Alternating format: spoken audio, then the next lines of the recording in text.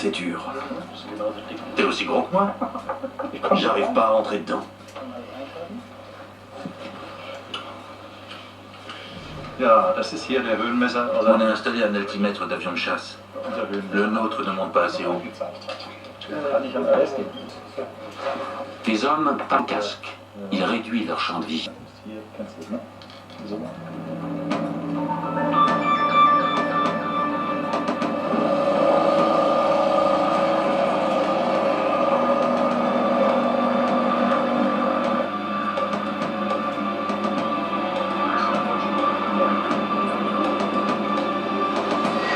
Klaus a déjà battu 29 records du monde de vol à voile.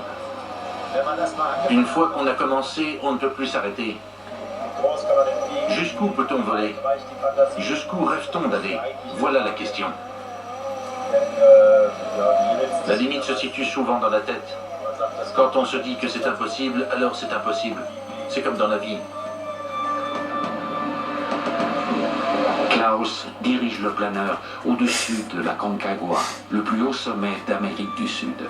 Il culmine à près de 7000 mètres. Son onde de relief devrait porter le planeur à une altitude record.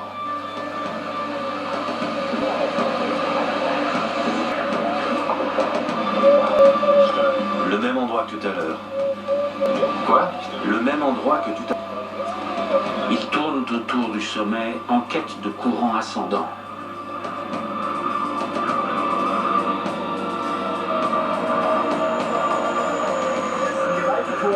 C'est une très haute montagne.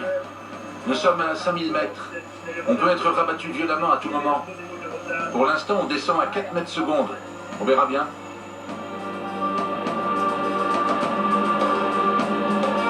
Soudain, il chute de 100 mètres.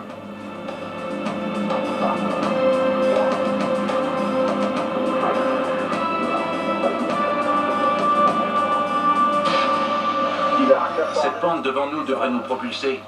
Ça l'a déjà fait avant, puis ça s'est arrêté. Non? On recommence à descendre.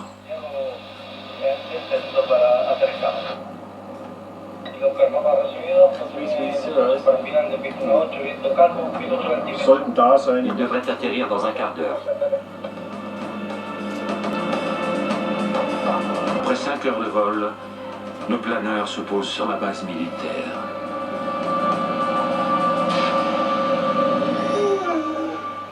Il était trop tard. Le front qui est arrivé du sud-ouest a perturbé les structures de l'onde de relief. Pour un record du monde, il faut 10 tentatives. C'est aussi simple que ça. Steve Fossett a mis 4 ans. Et le record allemand établi par Joachim Kuttner est presque aussi vieux que moi. 1955. Le bibendum Michelin.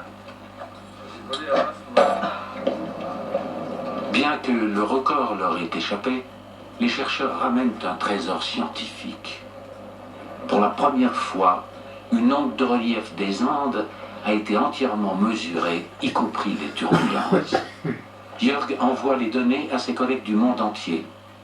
La déformation du planeur, la structure des modèles, les directions et les forces des vents, de la pression atmosphérique et le taux d'humidité.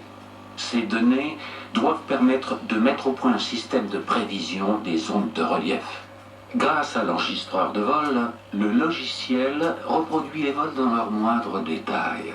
Toutes les ondes de relief et les tourbillons sont intégrés dans un registre international qui doit permettre aux compagnies aériennes d'éviter les zones les plus dangereuses.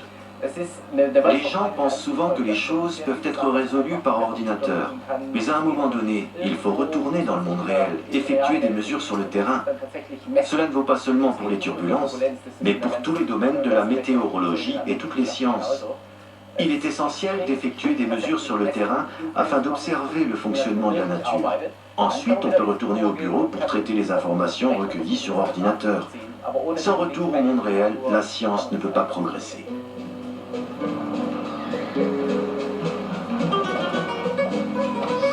Ces hommes continuent à tenter de capturer le phénomène extraordinaire des ondes de relief et à chasser les records.